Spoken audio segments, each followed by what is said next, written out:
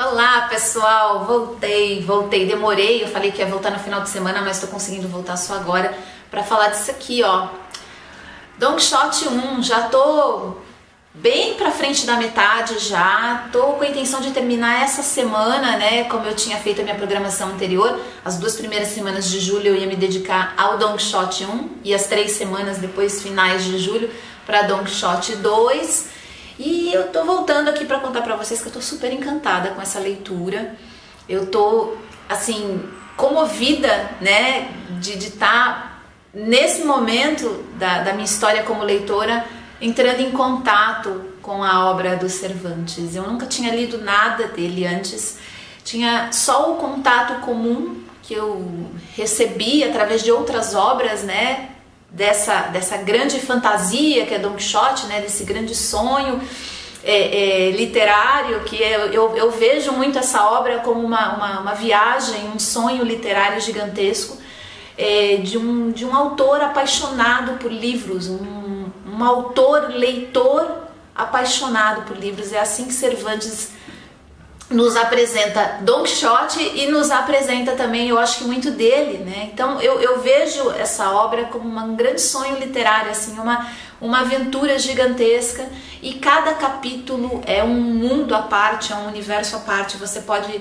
ficar por semanas, às vezes, estudando, né, a complexidade de cada uma daquelas vivências ali que acontecem das aventuras de Don Quixote, porque existe uma perspectiva gigante, né, possibilidades infinitas quase para a gente trabalhar com o texto de Don Quixote. Isso é incrível, incrível.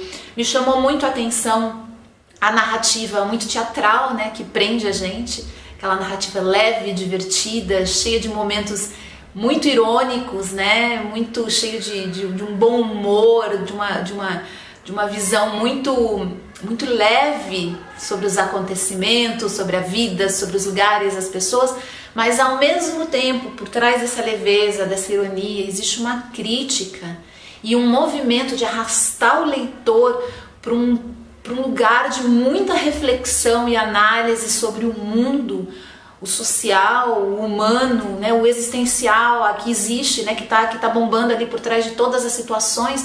Enfim, isso é genial em Don Quixote, isso é genial, gente. A capacidade que Cervantes tem de fazer isso é incrível, né?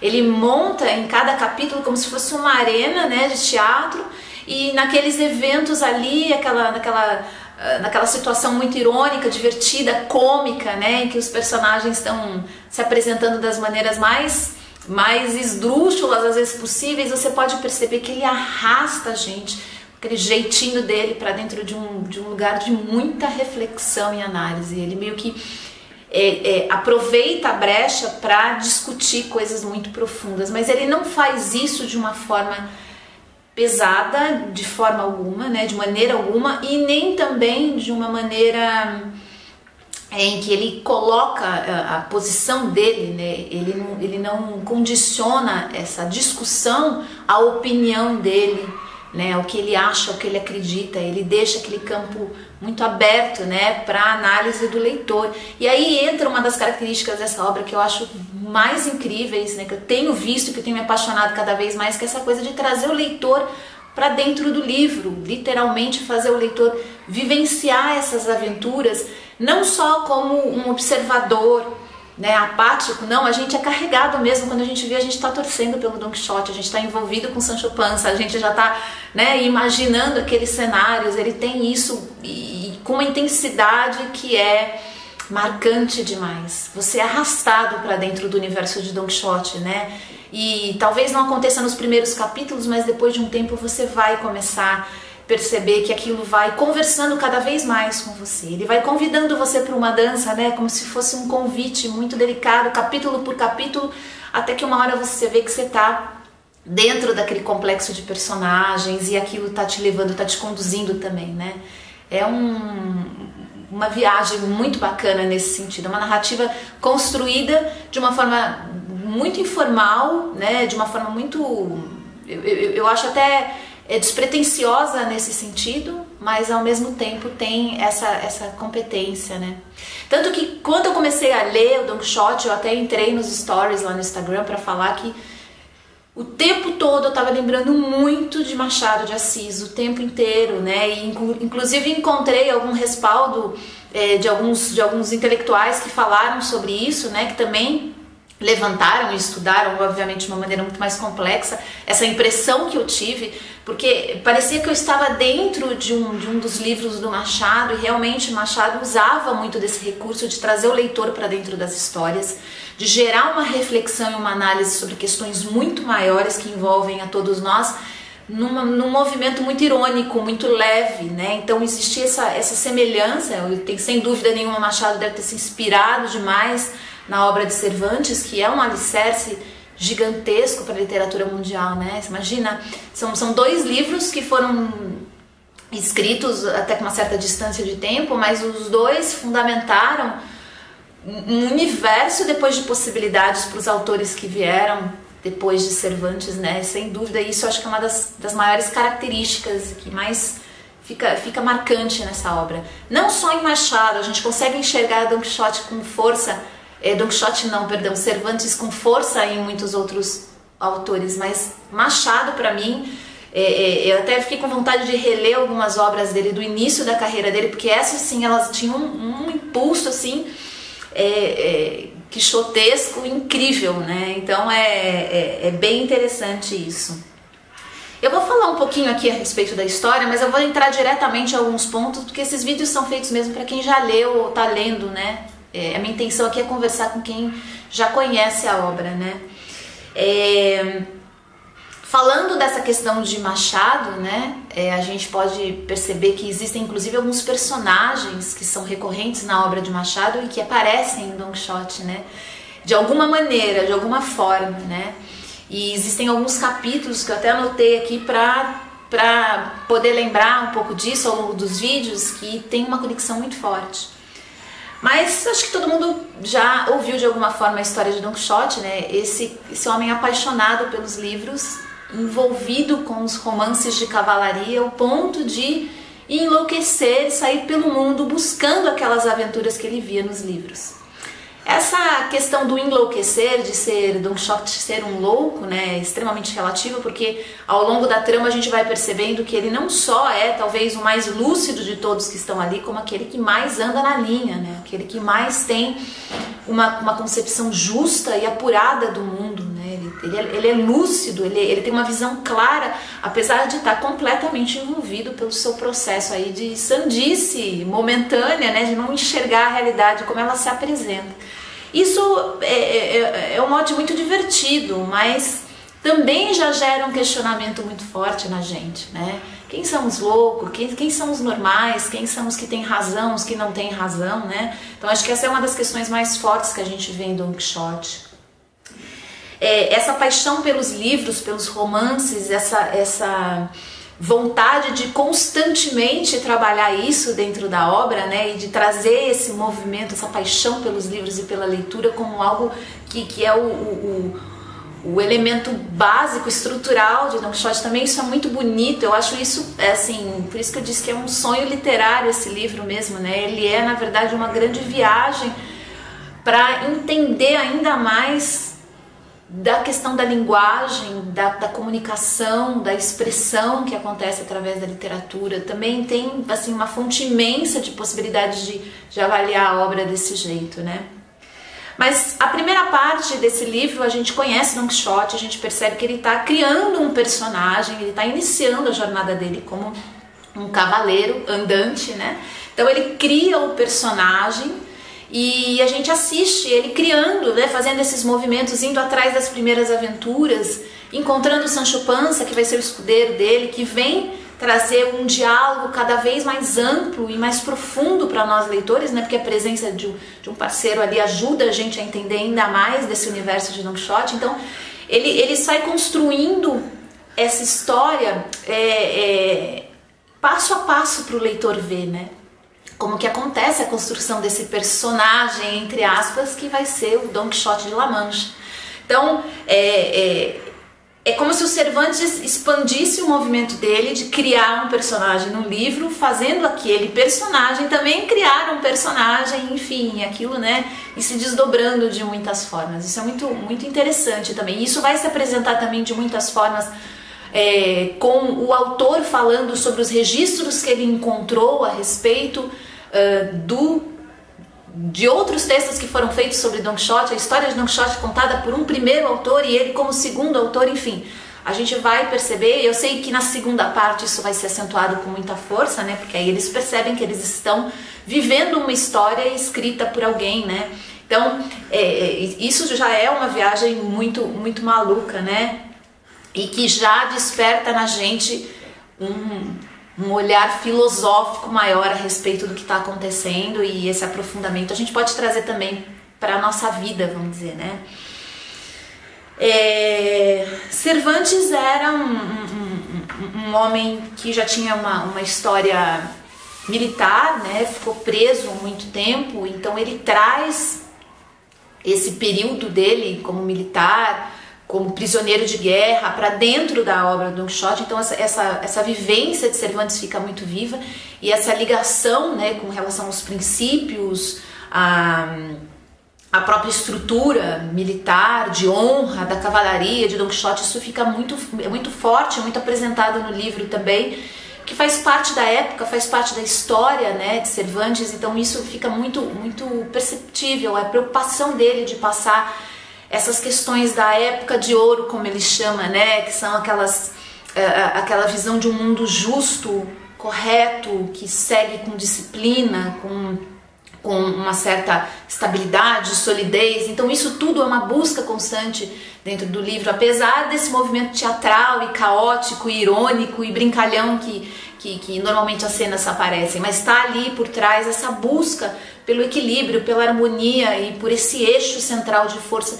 E isso também está relacionado com as questões patrióticas, estão relacionados com as questões civis, sociais, quer dizer, tem toda uma coisa, todo um movimento acontecendo por trás dessas brincadeiras, dessas jornadas divertidas de Don Quixote, né? Eu tô lendo aqui, tá, gente? Eu fiz cola porque, você sabe, é muita coisa para lembrar, eu não tô lembrando de quase nada, imagine, né? Tem que lembrar sim. Existiram alguns capítulos ao longo dessa primeira parte que eu li aí, que hoje está correspondendo aqui nessa edição a mais ou menos 500 páginas. Existiram alguns capítulos que para mim ficaram muito marcados. O primeiro deles é a história de Marcela e... como é que é? Grisôntomo? Eu não lembro o nome do parceiro aqui, da Marcela aqui, do pastor, que eles cruzam, né, com o velório desse pastor que se matou porque não foi escolhido pelo seu amor, seu grande amor, que era a Marcela. E essa foi uma das cenas que mais me trouxe Machado, né, porque quem leu Dom Casmurro, Memórias Póstumas de Brás Cubas, lembra de Marcela, lembra da força de Marcela. Existe uma semelhança muito grande nesses personagens, porque a Marcela de Don Quixote, ela é uma mulher audaz, ela é uma mulher que quer viver como um homem, ela quer ser livre, ela quer viver nos campos, cuidando dela mesma, da vida dela. Ela é uma excelente comerciante, ela é uma excelente empreendedora ali no seu negócio, e ela não quer se casar, ela não quer se prender com homem. Então existe um discurso muito moderno, e existem figuras femininas recorrentes aqui na obra de Don Quixote que são muito fortes. Isso me impressiona demais, mas esse capítulo especial da Marcela me chamou muito a atenção por conta disso, né? Também a gente tem o primeiro, né, episódio, a primeira grande aventura, vamos dizer, já de Sancho Panza junto com Don Quixote, que são os moinhos de vento, que são aquele episódio em que ele confunde os moinhos de vento com os gigantes. E ali a gente tem uma discussão também muito interessante sobre razão e loucura, e é muito bonita a maneira, né, poética quase com que Cervantes faz esse tratado, né? Ele faz praticamente um tratado ali, é muito bonito, é muito interessante mesmo. Me marcou também, eu acho que é um dos capítulos mais bacanas que a gente tem no livro, né? É um dos mais famosos também, né? Depois tem outro capítulo que me chamou muito a atenção, que é quando ele encontra um grupo de prisioneiros que estão sendo conduzidos, né, para serem entregues ao rei, e E ele vai conversar de prisioneiro para prisioneiro, ele vai conversando um por um ali para conhecer a história desse pessoal, porque Don Quixote está inconformado, ele não consegue ver uma pessoa numa situação daquela, preso, humilhado, sendo arrastado para a escravidão, né, para a prisão e tal, e ele quer entender para ver se realmente aquilo está sendo justo, né, que é sempre a grande questão de Don Quixote. Ele quer, de alguma maneira, consertar as injustiças do mundo, né, e esse é um capítulo impressionante, não só pelo final, mas também pelo interrogatório, pela maneira como ele conversa, como essas pessoas se apresentam as próprias histórias. É muito, muito interessante, né? Só aquele capítulo dá para fazer uma tese gigantesca em cima dele, né? E depois a gente tem aí a questão do Cardenio, né? Que ele encontra aquele homem que escapou do sistema, fugiu do sistema, por conta de um amor também que não foi correspondido, ou uma história, né, teve toda uma história, uma passagem mais complexa lá com o Cardenio. Na verdade o amor dele foi correspondido, mas ele foi traído por um amigo, né, que era um grande Dom Juan, que traiu meio mundo, gerou uma confusão, e depois Cardenio vai encontrar com Doroteia, que é uma outra personagem que aparece, uma figura feminina também poderosíssima. A gente vai ver uma força incomum, eu acho, pelo menos nos clássicos que eu já li dessa época, né, a gente vê uma figura feminina muito, muito interessante, muito viva, né, muito ousada, moderna para a época. Não sei, talvez eu esteja enganada, equivocada com isso, mas pelo que eu já tinha visto, né, de conexão, esses personagens femininas do Don Quixote, elas são poderosas, são mulheres que têm uma participação na trama que vai muito além do pano de fundo só, né? Vai muito além só daquele cenário que muitas vezes, às vezes, as mulheres são colocadas, né? Elas não passam, às vezes, de puro cenário dentro da trama, né? É um objeto, um móvel que tá ali e vai dando respaldo para os protagonistas masculinos. Mas não, Don Quixote tem uma visão muito interessante sobre as mulheres, e a maneira como ele coloca as mulheres dentro da trama também revela muito isso. E esse episódio do Cardenio, né, que ele é um cara que fugiu do sistema, tem muita, né, ele vai viver no meio do mato, ele vai viver longe de tudo aquilo que é padrão, tudo aquilo que condiciona o homem, a civilização. Também tem uma discussão muito legal. E esse encontro de Don Quixote com esse personagem e as trocas que eles vão ter, tudo bem que termina numa grande discussão por causa de uma personagem de livro, que também é uma coisa muito interessante, muito divertida, muito engraçado, enfim. Depois aparece Doroteia e eles continuam naquele movimento de tentar resgatar Don Quixote da loucura dele, enfim.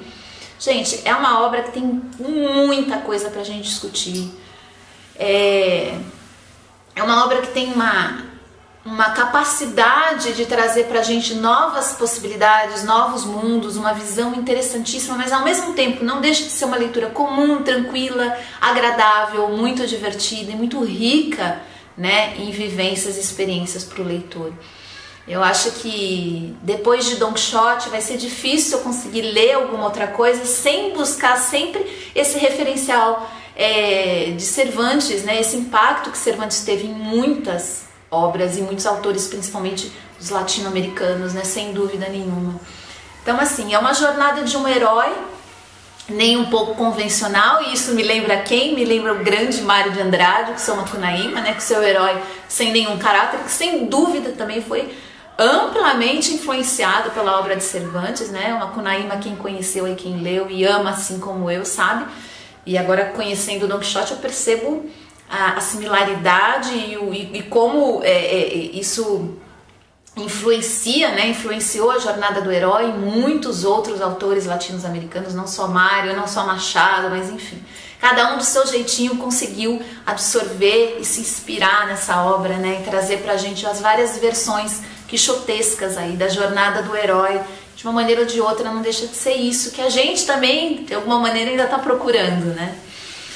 Mas é isso, pessoal. Eu vou voltar para falar mais na semana que vem sobre o final desse livro. Então, quando eu terminar, eu vou fazer mais um vídeo para fechar essas minhas impressões aqui desse primeiro movimento de leitura.